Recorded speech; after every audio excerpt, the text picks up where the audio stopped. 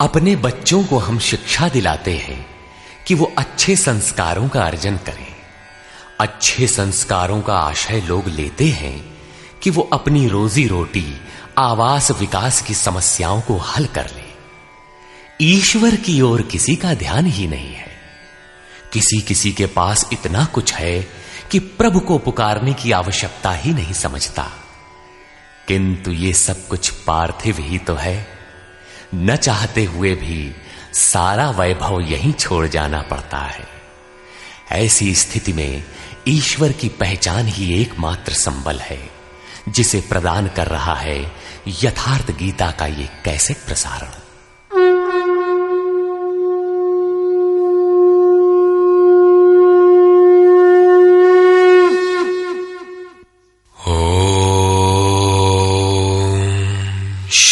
परमात्मने नमः। यथार्थ गीता, श्रीमद् भगवद गीता, अथ 10वां अध्याय। गत अध्याय में योगेश्वर श्री कृष्ण ने गुप्त राजविद्या का चित्रण किया, जो निश्चय ही कल्याण करती है। 10वें अध्याय में उनका कथन है कि महाबाहु अर्जुन, मेरे परम रहस्य युक्त वचन को फिर भी सुन। यहां उसी को दूसरी बार कहने की आवश्यकता क्या है? वस्तुतः साधक को पूर्ति पर्यंत खतरा है। ज्यों ज्यों वो स्वरूप में ढलता जाता है, प्रकृति के आवरण सूक्ष्म होते जाते हैं, नए नए दृश्य आते हैं। उसकी जानकारी महापुरुष ही देते रहते हैं, वो नहीं जानता। यदि वे मार्गदर्शन करना बंद कर दें तो साधक स्वरूप की उपलब्धि से वंचित रहेगा। जब तक वो स्वरूप से दूर है, तब तक सिद्ध है कि प्रकृति का कोई ना कोई आवरण बना है। फिसलने लड़खड़ाने की संभावना बनी रहती है। अर्जुन शरणागत शिष्य है। उसने कहा था, शिष्यस्तेहं शाधिमाम त्वाम प्रपन्नम। भगवान, मैं आपका शिष्य हूं, आपकी शरण हूं, मुझे संभालिए। अतः उसके हित की कामना से योगेश्वर श्री कृष्ण पुनः बोले। श्री भगवान उवाच।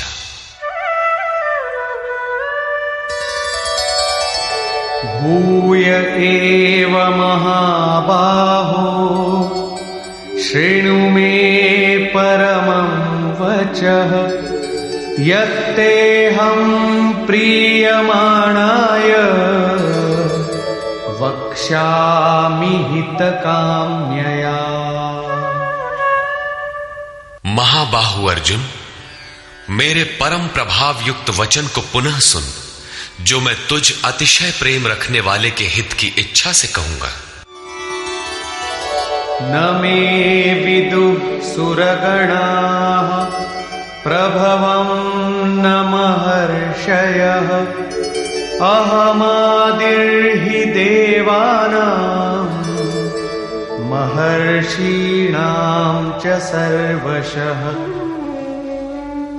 अर्जुन, मेरी उत्पत्ति को न देवता लोग जानते हैं और न महर्षिगण ही जानते हैं।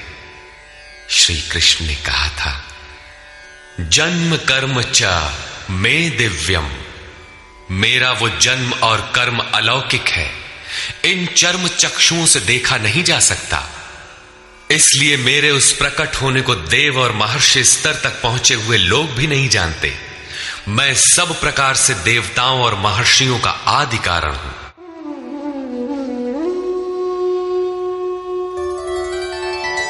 यो मामजमनादिं च वेत्ति लोकमहेश्वरम् असम्मूढः समर्थ्येषु सर्वपापैः प्रमुच्यते।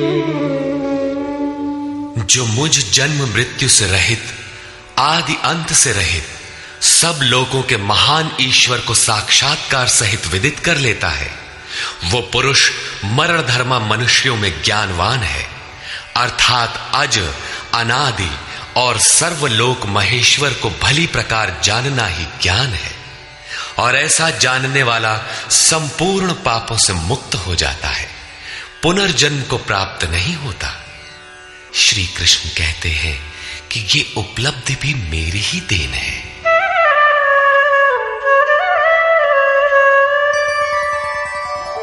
बुद्धिर्ज्ञानमसम्मोहः क्षमा सत्यं दमः शमः सुखं दुःखं भवो भावो भयं चाभयमेव च।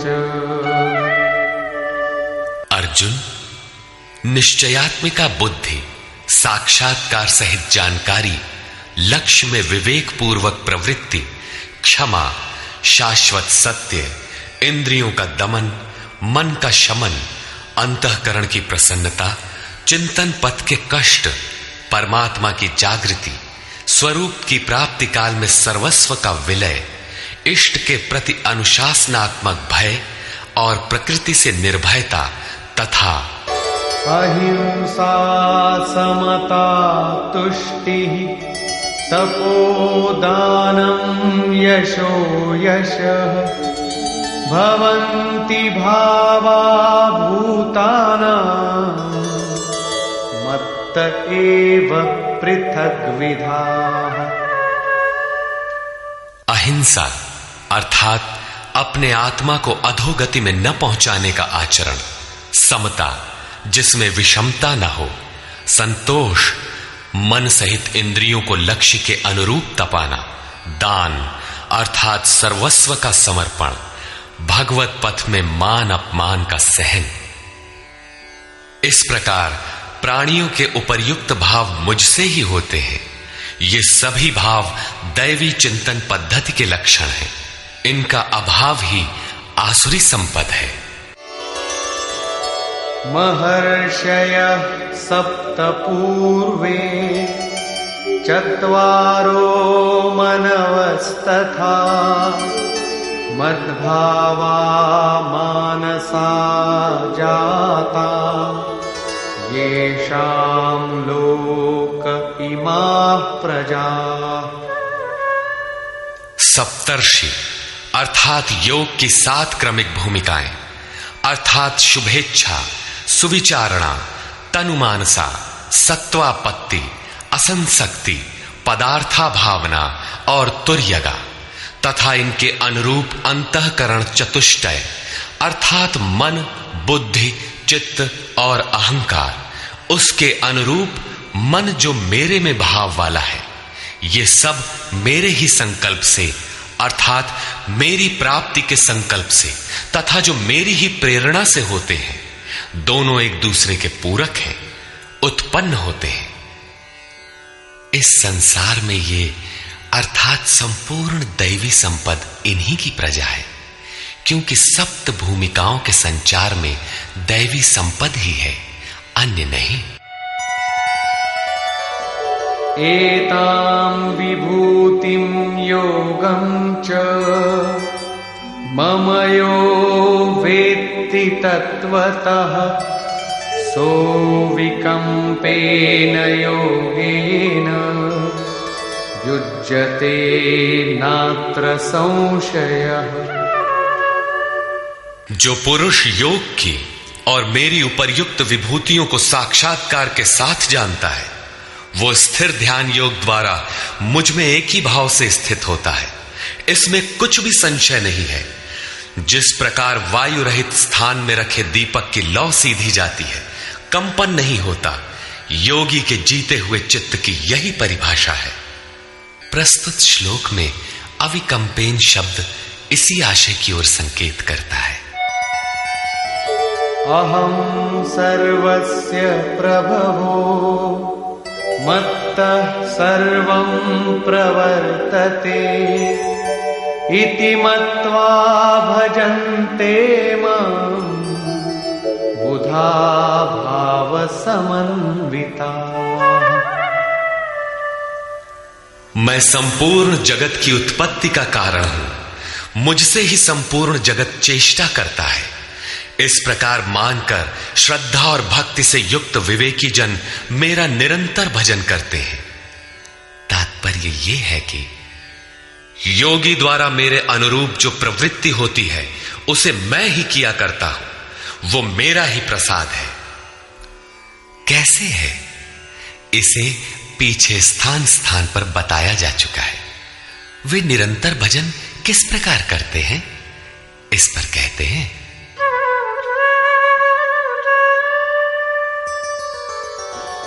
मच्चित्ता मद्गत प्राणा बोधयन्तः परस्परं कथयन्तश्च मां नित्यं तुष्यन्ति च रमन्ति च। अन्य किसी को स्थान न देकर मुझ में ही निरंतर चित्त को लगाने वाले, मुझ में ही प्राणपण से प्राणों को लगाने वाले सदैव परस्पर मेरी प्रक्रियाओं का बोध करते हैं, मेरा गुणगान करते हुए ही संतुष्ट होते हैं तथा निरंतर मुझ में ही रमण करते हैं। तेषां सततयुक्तानां भजतां प्रीतिपूर्वकं ददामि बुद्धियोगं तं येन मामुपयान्ति ते। निरंतर मेरे ध्यान में लगे हुए तथा प्रेम पूर्वक भजने वाले उन भक्तों को मैं वो बुद्धि योग अर्थात योग में प्रवेश वाली बुद्धि देता हूं जिससे वे मुझे प्राप्त होते हैं, अर्थात योग की जागृति ईश्वर की देन है। वो अव्यक्त पुरुष महापुरुष योग में प्रवेश दिलाने वाली बुद्धि कैसे देता है? तेषामेवानुकंपार्थम् अहमज्ञानजं तमः नाशयाम्यात्मभावस्थो ज्ञानदीपेन भास्वता। उनके ऊपर पूर्ण अनुग्रह करने के लिए मैं उनकी आत्मा से अभिन्न खड़ा होकर रथी होकर अज्ञान से उत्पन्न हुए अंधकार को ज्ञान रूपी दीपक के द्वारा प्रकाशित कर नष्ट करता हूं। वस्तुतः किसी स्थित प्रज्ञ योगी द्वारा जब तक वो परमात्मा आपके आत्मा से ही जागृत होकर संचालन नहीं करता तब तक वास्तव में यथार्थ भजन आरंभ ही नहीं होता। वैसे तो भगवान सर्वत्र से बोलने लगते हैं, लेकिन प्रारंभ में वे स्वरूपस्थ महापुरुष द्वारा ही बोलते हैं। यदि ऐसा महापुरुष आपको प्राप्त नहीं है तो वे आपसे स्पष्ट नहीं होंगे। इस पर अर्जुन ने प्रश्न किया। अर्जुन उवाच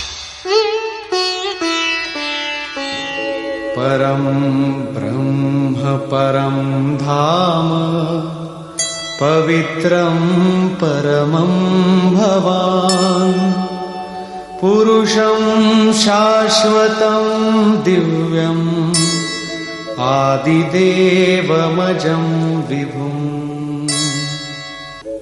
आहुस्त्वामृषयः सर्वे देवर्षिर्नारदस्तथा असितो देवलो व्यासः स्वयं चैव ब्रवीषिमे। भगवान, आप परब्रह्म परम धाम तथा परम पवित्र हैं, क्योंकि आपको सभी ऋषिगण सनातन दिव्य पुरुष देवों का भी आदि देव अजन्मा और सर्वव्यापी कहते हैं। परम पुरुष परम धाम का ही पर्याय दिव्य पुरुष अजन्मा आदि शब्द है। देवर्षि नारद असित देवल व्यास तथा स्वयं आप भी मुझसे वही कहते हैं। अर्थात पहले भूतकालीन महर्षि कहते हैं, अब वर्तमान में जिनकी संगत उपलब्ध है नारद देवल असित और व्यास का नाम लिया, जो अर्जुन के समकालीन थे, अर्थात सत्पुरुषों की संगति अर्जुन को प्राप्त थी। आप भी वही कहते हैं। अतः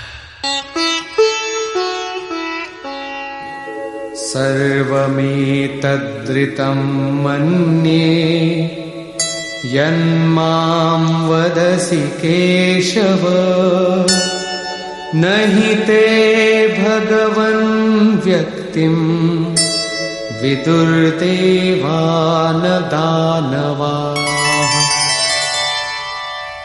हे केशव, जो कुछ भी आप मेरे लिए कह रहे हैं वो सब मैं सत्य मानता हूं। आपके व्यक्तित्व को न देवता और न दानव ही जानते हैं।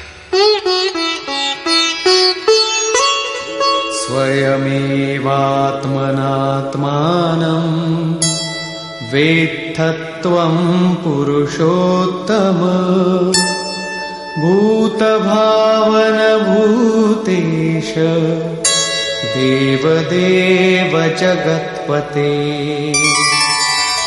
हे भूतों को उत्पन्न करने वाले, हे भूतों के ईश्वर, हे देव देव, हे जगत के स्वामी, हे पुरुषों में उत्तम, स्वयं आप ही अपने को जानते हैं अथवा जिसकी आत्मा में जागृत होकर आप जना देते हैं वो जानता है। वो भी आपके द्वारा आपका जानना हुआ। इसलिए वक्तुमर्हस्य शेषेण दिव्यायात्मविभूतयः याभिर्विभूतिभिर्लोकान् इमांस्त्वं व्याप्य तिष्ठसि।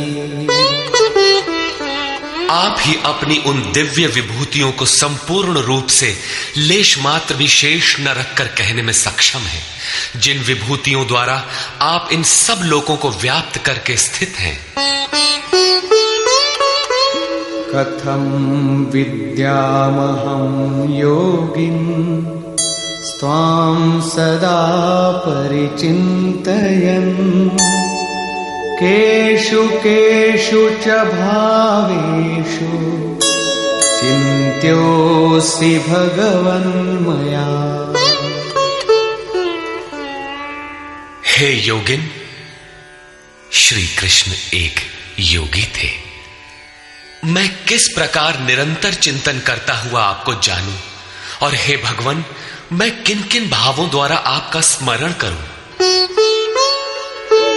विस्तरेणात्मनो योगं विभूतिं च जनार्दन भूयः कथय तृप्तिर्हि शृण्वतो नास्ति मे मृतम्।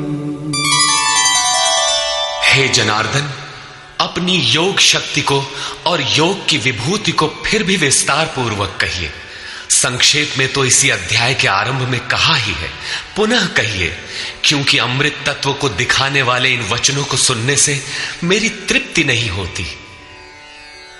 रामचरित जे सुनत अघाही रस विशेष जाना तिन नाही। जब तक प्रवेश नहीं मिल जाता तब तक उसे अमृत तत्व को जानने की पिपासा बनी रहती है। प्रवेश से पूर्व रास्ते में ही यह सोचकर कोई बैठ गया कि बहुत जान लिया, तो उसने नहीं जाना। सिद्ध है कि उसका मार्ग अवरुद्ध होना चाहता है। इसलिए साधक को पूर्ति पर्यंत इष्ट के निर्देशन को पकड़ते रहना चाहिए और उसे आचरण में ढालना चाहिए। अर्जुन की उक्त जिज्ञासा पर योगेश्वर श्री कृष्ण ने कहा, श्री भगवान वाच,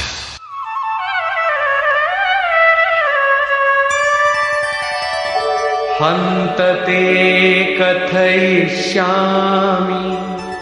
दिव्याह्यात्मविभूतयः प्राधान्यतः कुरु श्रेष्ठ नास्त्यन्तो विस्तरस्य मे।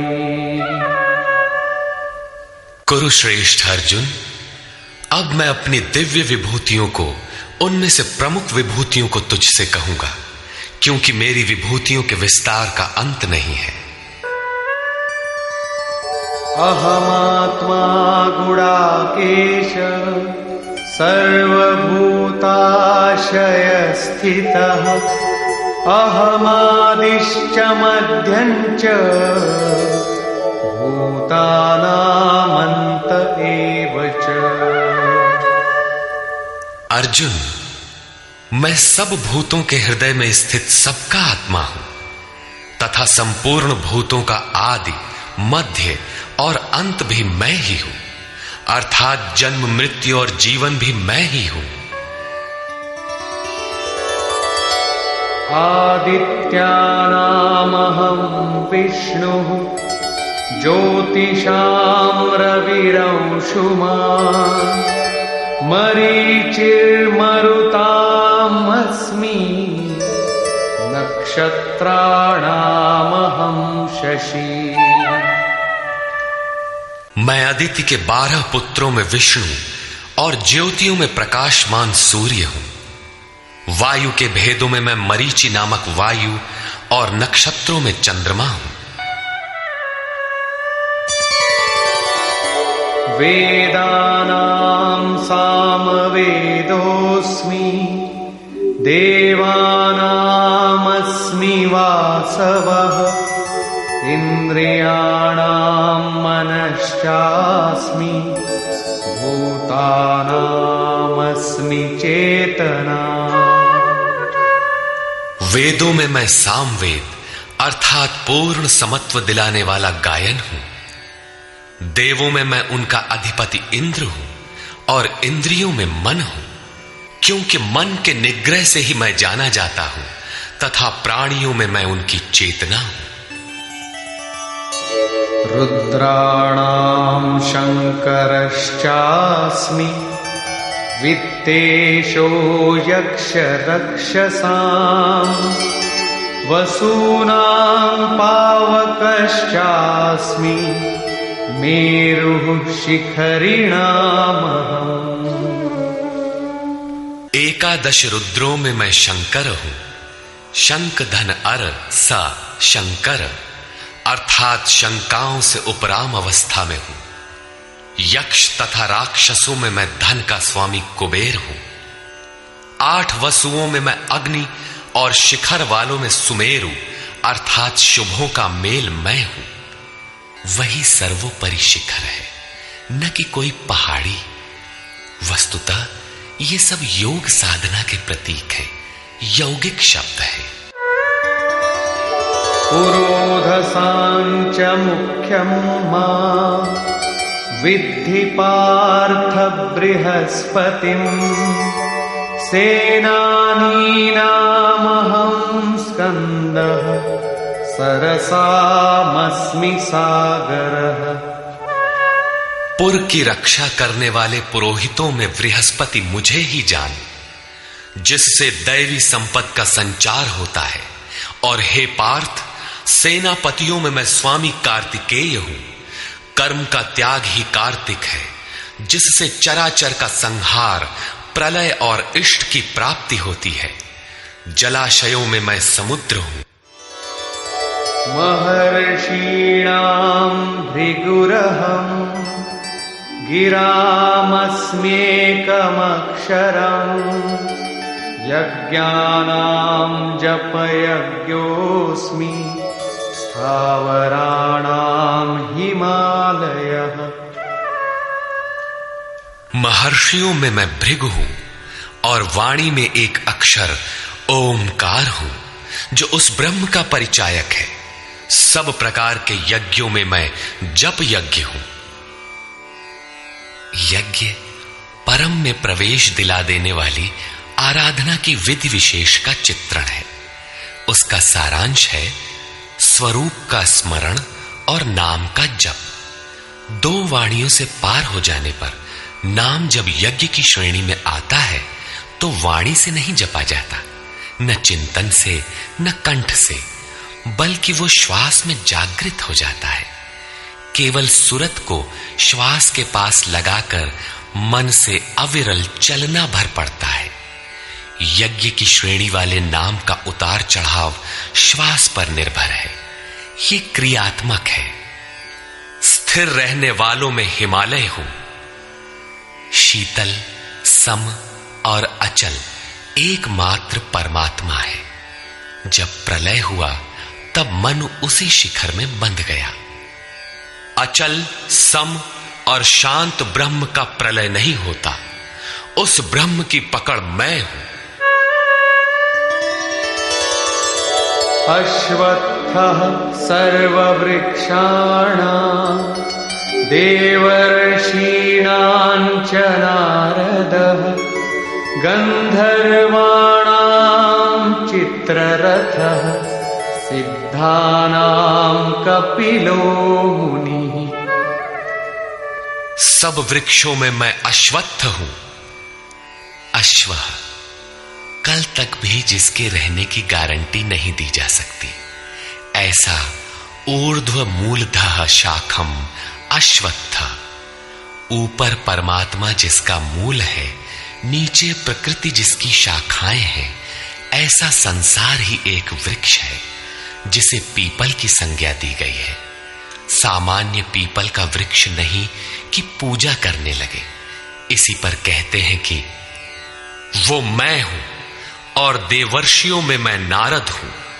नाद रंध्रः स नारद।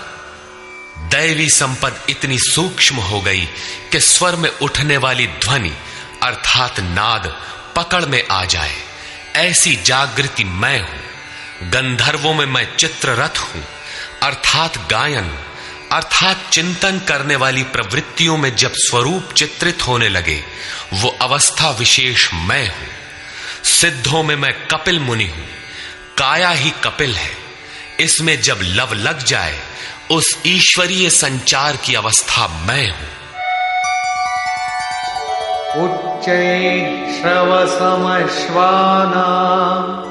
विद्धि माममृतोद्भवम् ऐरावतं गजेन्द्राणां नराणां च नराधिपम्। घोड़ों में मैं अमृत से उत्पन्न होने वाला उच्चैः श्रवा नामक घोड़ा हूं। दुनिया में हर वस्तु नाशवान है, आत्मा ही अजर अमर अमृत स्वरूप है। इस अमृत स्वरूप से जिसका संचार है, वो घोड़ा मैं हूं। घोड़ा गति का प्रतीक है।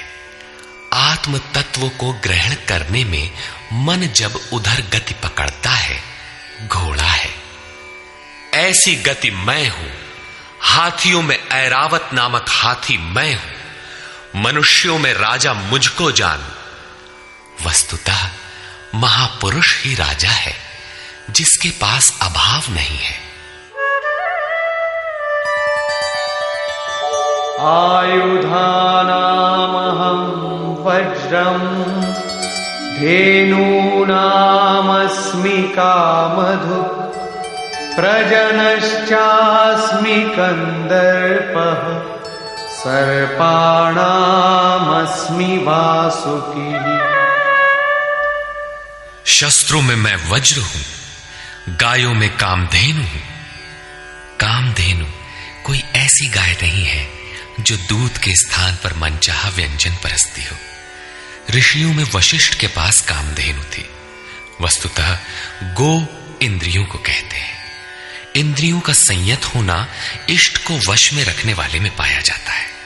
जिसकी इंद्रियां ईश्वर के अनुरूप स्थिर हो जाती हैं, उसके लिए उसी की इंद्रियां कामधेनु बन जाती है। फिर तो जो इच्छा करी हऊ मन माही, हरि प्रसाद कछु दुर्लभ नाही। उसके लिए कुछ भी दुर्लभ नहीं रहता। प्रजनन करने वालों में नवीन स्थितियों को प्रकट करने वाला मैं हूं। प्रजनन, एक तो लड़का बाहर पैदा किया जाता है। चराचर में रात दिन पैदा ही होते हैं। चूहे चींटी रात दिन करते हैं, ऐसा नहीं, बल्कि एक स्थिति से दूसरी स्थिति, इस प्रकार वृत्तियों का परिवर्तन होता है। वो परिवर्तित स्वरूप मैं हूं। सर्पों में मैं वासुकी हूं। अनन्तश्चास्मि नागानां वरुणो यादसामहम् पितॄणामर्यमा चास्मि यमः संयमतामहम्। नागों में मैं अनंत अर्थात शेष नाग हूं। वैसे तो ये कोई सर्प नहीं है। गीता की समकालीन पुस्तक श्रीमद् भागवत में इसके रूप की चर्चा है कि इस पृथ्वी से 30,000 योजन की दूरी पर उस परमात्मा की वैष्णवी शक्ति है, जिसके सिर पर यह पृथ्वी सरसों के दाने की तरह भार रहित टिकी है। उस युग में योजन का पैमाना चाहे जो रहा हो, फिर भी यह पर्याप्त दूर है। वस्तुतः ये आकर्षण शक्ति का चित्रण है। वैज्ञानिकों ने जिसे ईथर माना है। ग्रह उपग्रह सभी उसी शक्ति के आधार पर टिके हैं। उस शून्य में ग्रहों का कोई भार भी नहीं है। वो शक्ति सर्प की कुंडली की तरह सभी ग्रहों को लपेटे है। यही है वो अनंत जिससे पृथ्वी धारण की जाती है। श्री कृष्ण कहते हैं, ऐसी ईश्वरीय शक्ति मैं हूं। जलचरों में उनका अधिपति वरुण हूं तथा पितरों में अर्यमा हूं। अहिंसा, सत्य, अस्तेय, ब्रह्मचर्य और अपरिग्रह 5 यम हैं। इनके पालन में आने वाले विकारों को काटना अरह है। विकारों के शमन से पितृ अर्थात भूत संस्कार तृप्त होते हैं, निवृत्ति प्रदान कर देते हैं। शासन करने वालों में मैं यमराज हूं अर्थात उपर्युक्त यमों का नियामक हूं।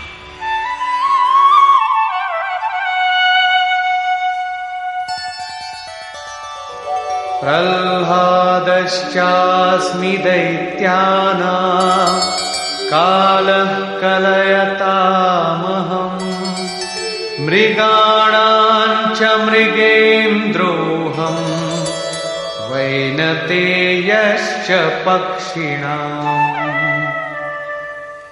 मैं दैत्यों में प्रहलाद हूं, पर आह्लाद, पर के लिए आह्लाद। प्रेम ही प्रहलाद है। आसुरी संपद में रहते हुए ईश्वर के लिए आकर्षण विकलता आरंभ होती है, जिससे परम प्रभु का दिग्दर्शन होता है। ऐसा प्रेमोल्लास मैं हूं। गिनती करने वालों में मैं समय हूं। 1, 2, 3, 4 ऐसी गिनती या क्षण, घड़ी, दिन, पक्ष, मास इत्यादि नहीं, बल्कि ईश्वर के चिंतन में लगा हुआ समय मैं हूं। यहां तक कि जागत में सुमिरन करे, सोवत में लव लाए। अनवरत चिंतन में समय मैं हूं।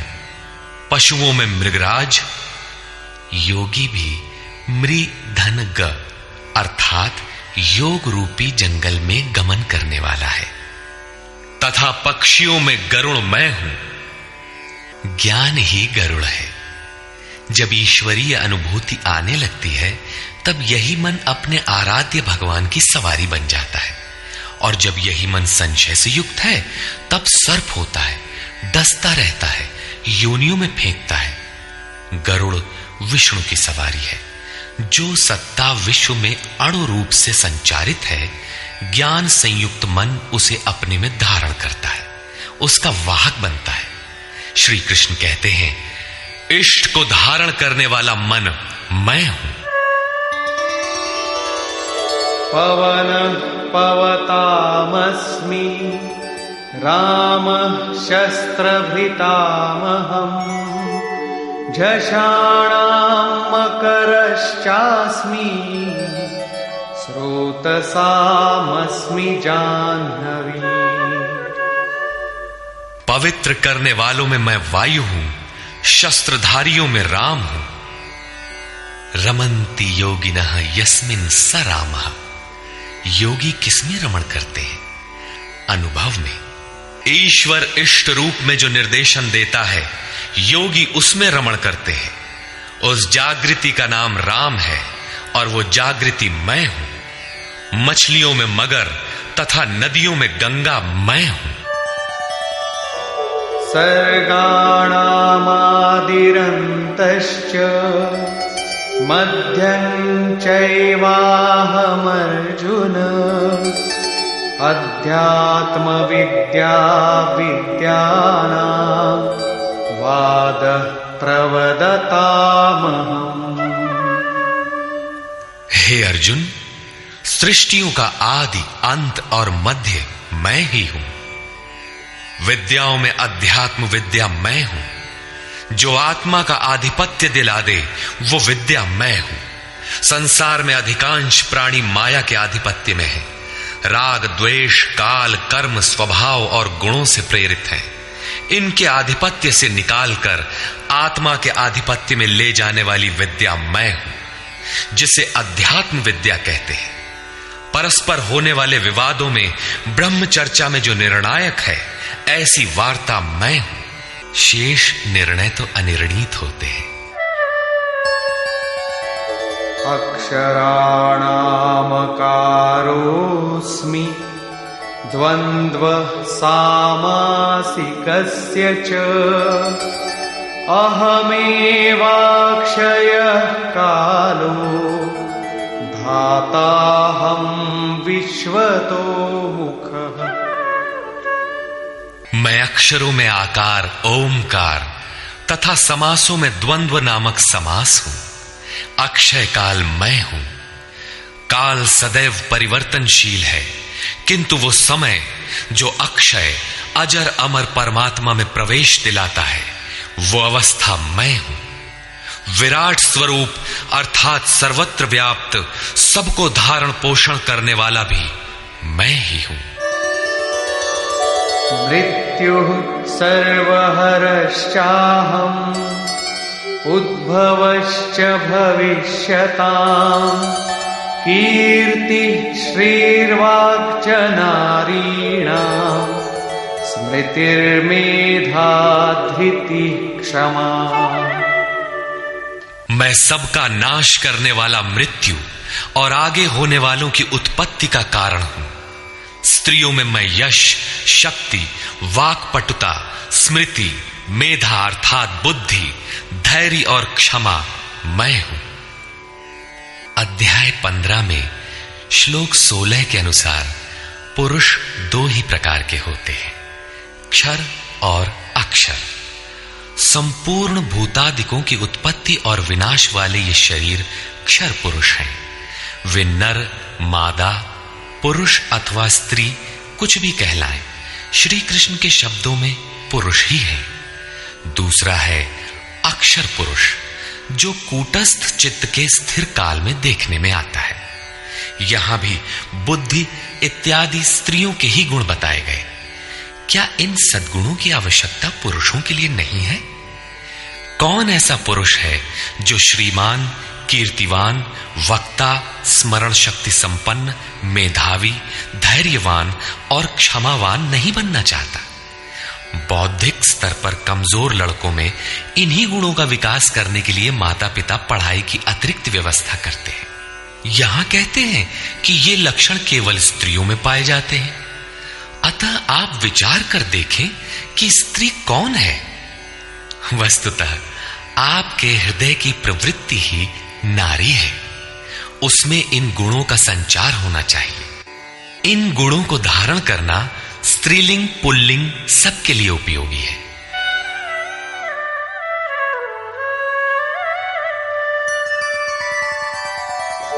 बृहत्साम तथा साम्ना गायत्री छन्दसामहम् मासानां मार्गशीर्षोऽहम् ऋतूनां कुसुमाकरः। गायन करने योग्य श्रुतियों में मैं बृहत साम अर्थात वृहत से संयुक्त समत्व दिलाने वाला गायन हूं, अर्थात ऐसी जागृति मैं हूं। छंदों में गायत्री छंद मैं हूं। गायत्री कोई मंत्र नहीं है जिसे पढ़ने से मुक्ति मिलती हो, वरन एक समर्पणात्मक छंद है। 3 बार विचलित होने के पश्चात ऋषि विश्वामित्र ने अपने को इष्ट के प्रति समर्पित करते हुए कहा, ओम भूर्भुवः स्वः तत्सवितुर्वरेण्यं भर्गो देवस्य धीमहि धियो यो नः प्रचोदयात्। अर्थात भूः, भुवः और स्वः तीनों लोकों में तत्व रूप से व्याप्त देव आप ही वरेण्य हैं। हमें ऐसी बुद्धि दे, ऐसी प्रेरणा करें कि हम लक्ष्य को प्राप्त कर लें। ये मात्र एक प्रार्थना है।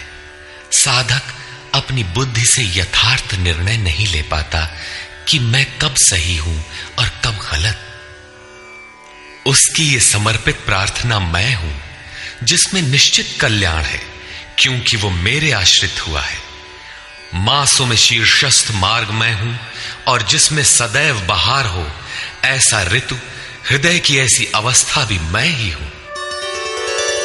द्यूतं छलयतामस्मि तेजस्तेजस्विनामहम् जयोऽस्मि व्यवसायोऽस्मि सत्वं सत्ववतामहम्। तेजस्वी पुरुषों का तेज मैं हूं, जुए में छल करने वालों का छल मैं हूं। तब तो अच्छा है, जुआ खेलें, उसमें कल बल छल करें, वही भगवान है? नहीं, ऐसा कुछ नहीं है। ये प्रकृति ही एक जुआ है, यही ठगनी है। इस प्रकृति के द्वंद्व से निकलने के लिए दिखावा छोड़कर छिपाव के साथ गुप्त रूप से भजन करना ही छल है। छल है तो नहीं, किंतु बचाव के लिए आवश्यक है। जड़ भरत की तरह, उन्मत्त, अंधे, बहरे और गूंगे की तरह हृदय से जानकार होते हुए भी बाहर से ऐसे रहें कि अनजान हो, सुनते हुए भी न सुने, देखते हुए भी न देखें। छिपकर ही भजन का विधान है। तभी साधक प्रकृति पुरुष के जुए में पार पाता है। जीतने वालों की विजय मैं हूं और व्यवसायियों का निश्चय, जिसे अध्याय 2 श्लोक 41 में कह आए हैं।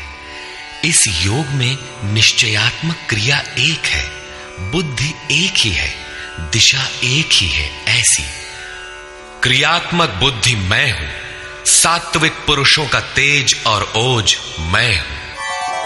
वृष्णीनां वासुदेवोऽस्मि पाण्डवानां धनञ्जयः मुनीनामप्यहं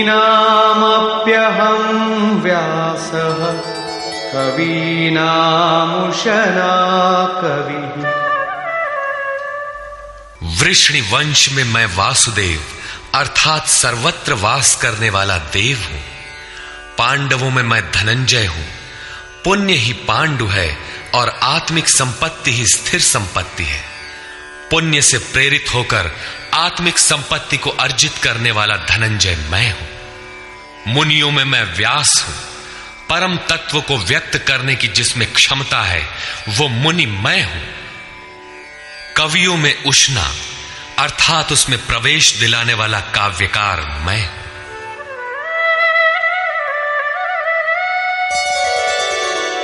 दंडोदमयतामस्मि नीतिरस्मि जिगीषताम् मौनं चैवास्मि गुह्यानां ज्ञानं ज्ञानवतामहम्।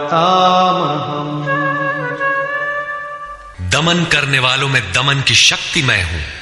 जीतने की इच्छा वालों की मैं नीति हूं। गुप्त रखने योग्य भावों में मौन हूं और ज्ञानवानों में साक्षात के साथ मिलने वाली जानकारी, पूर्ण ज्ञान मैं हूं। यच्चापि सर्वभूतानां बीजं तदहमर्जुन न तदस्ति विना यत्स्यान् मया भूतं चराचरम्। अर्जुन, सब भूतों की उत्पत्ति का कारण भी मैं ही हूं, क्योंकि चर और अचर ऐसा कोई भी भूत नहीं है जो मुझसे रहित हो। मैं सर्वत्र व्याप्त हूं, सब मेरे ही सकाश से है। नान्तोऽस्ति मम दिव्यानां विभूतीनां परन्तप एष तूद्देशतः प्रोक्तो विभूतेर्विस्तरो मया। परंतप अर्जुन, मेरी दिव्य विभूतियों का अंत नहीं है। अपनी विभूतियों का विस्तार तो मैंने संक्षेप से कहा है, वस्तुतः वे अनंत हैं। इस अध्याय में कुछ ही विभूतियों का स्पष्टीकरण किया गया है, क्योंकि अगले ही अध्याय में अर्जुन इन सबको देखना चाहता है, क्योंकि प्रत्यक्ष दर्शन से ही विभूतियां समझ में आती है। विचारधारा समझने के लिए इसी से थोड़ा अर्थ दिया गया। यद्यद् विभूतिमत्सत्त्वम् श्रीमदूर्जितमेव वा तत्तदेवावगच्छत्वम् मम तेजोंश संभवम्। जो भी ऐश्वर्य युक्त, कांति युक्त और शक्ति युक्त वस्तुएं हैं, उनको तू मेरे तेज के एक अंश मात्र से उत्पन्न हुई जान। अथवा बहुनैतेन किं ज्ञातेन तवार्जुन विष्टभ्याहमिदं कृत्स्नम् एकांशेन स्थितो जगत्। अथवा अर्जुन, इस बहुत जानने से तेरा क्या प्रयोजन है? मैं इस संपूर्ण जगत को एक अंश मात्र से धारण करके स्थित हूं। उपर्युक्त विभूतियों के वर्णन का तात्पर्य ये नहीं है कि आप या अर्जुन इन सभी वस्तुओं को पूजने लगे, बल्कि श्री कृष्ण का आशय केवल इतना ही है कि इन सब ओर से श्रद्धा समेटकर केवल उन अविनाशी परमात्मा में लगावे। इतने से ही उनका कर्तव्य पूर्ण हो जाता है।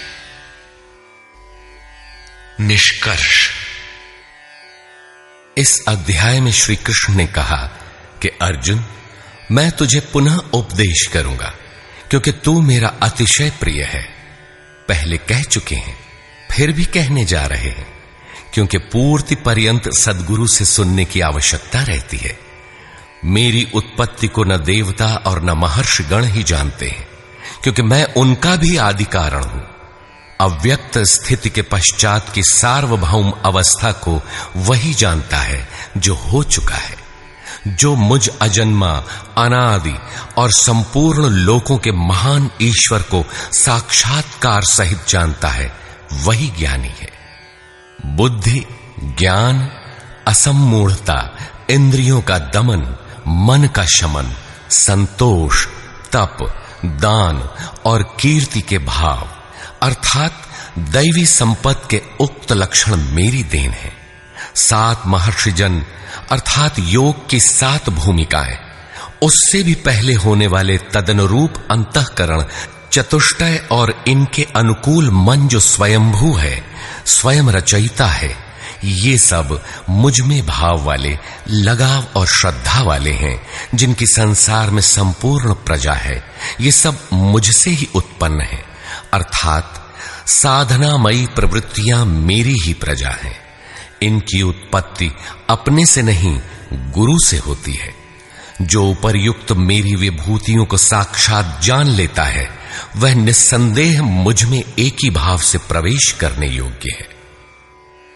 अर्जुन, मैं ही सबकी उत्पत्ति का कारण हूं, ऐसा जो श्रद्धा से जान लेते हैं, वे अनन्य भाव से मेरा चिंतन करते हैं, निरंतर मुझ में मन, बुद्धि और प्राणों से लगने वाले होते हैं, आपस में मेरा गुण चिंतन और मुझ में रमण करते हैं। उन निरंतर मुझसे संयुक्त हुए पुरुषों को मैं योग में प्रवेश करने वाली बुद्धि प्रदान करता हूं। यह भी मेरी ही देन है। किस प्रकार बुद्धि योग देते हैं? तो अर्जुन, आत्मभावस्थ उनकी आत्मा में जागृत होकर खड़ा हो जाता हूं और उनके हृदय में अज्ञान से उत्पन्न अंधकार को ज्ञान रूपी दीपक से नष्ट करता हूं। अर्जुन ने प्रश्न किया कि भगवान, आप परम पवित्र, सनातन, दिव्य, अनादि और सर्वत्र व्याप्त हैं, ऐसा महर्षिगण कहते हैं। तथा वर्तमान में देवर्षि नारद, देवल, व्यास और आप भी वही कहते हैं। यह सत्य भी है कि आपको न देवता जानते हैं और न दानव। स्वयं आप जिसे जना दें वही जान पाता है। आप ही अपनी विभूतियों को कहने में समर्थ हैं। अतः जनार्दन, आप अपनी विभूतियों को विस्तार से कहिए। पूर्ति पर्यंत इष्ट से सुनते रहने की उत्कंठा बनी रहनी चाहिए। आगे इष्ट के अंतराल में क्या है उसे साधक क्या जाने। इस पर योगेश्वर श्री कृष्ण ने एक एक करके अपनी प्रमुख विभूतियों का लक्षण संक्षेप में बताया, जिनमें से कुछ तो योग साधन में प्रवेश करने के साथ मिलने वाली अंतरंग विभूतियों का चित्रण है और शेष कुछ समाज में रिद्धियों सिद्धियों के साथ पाई जाने वाली विभूतियों पर प्रकाश डाला। और अंत में उन्होंने बल देकर कहा, अर्जुन, बहुत कुछ जानने से तेरा क्या प्रयोजन है। इस संसार में जो कुछ भी तेज और ऐश्वर्य युक्त वस्तुएं हैं वह सब मेरे तेज के अंश मात्र में स्थित हैं। वस्तुतः मेरी विभूतियां अपार हैं। ऐसा कहते हुए योगेश्वर ने इस अध्याय का पटाक्षेप किया। इस अध्याय में श्री कृष्ण ने अपनी विभूतियों की मात्र बौद्धिक जानकारी दी, जिससे अर्जुन की श्रद्धा सब ओर से सिमटकर एक इष्ट में लग जाए। किंतु बंधुओं, सब कुछ सुन लेने और बाल की खाल निकालकर समझ लेने के बाद भी चलकर उसे जानना शेष ही रहता है। यह क्रियात्मक पथ है। संपूर्ण अध्याय में योगेश्वर की विभूतियों का ही वर्णन है। अतः ओम तत्सदिति श्रीमद् भगवद गीता सूपनिषत्सु ब्रह्म विद्यायाम योग शास्त्रे श्री कृष्णार्जुन संवादे विभूति वर्णन योगो नाम 10वां। इस प्रकार स्वामी अड़गड़ानंद कृत श्रीमद् भगवद गीता के भाष्य यथार्थ गीता का 10वां अध्याय पूर्ण होता है।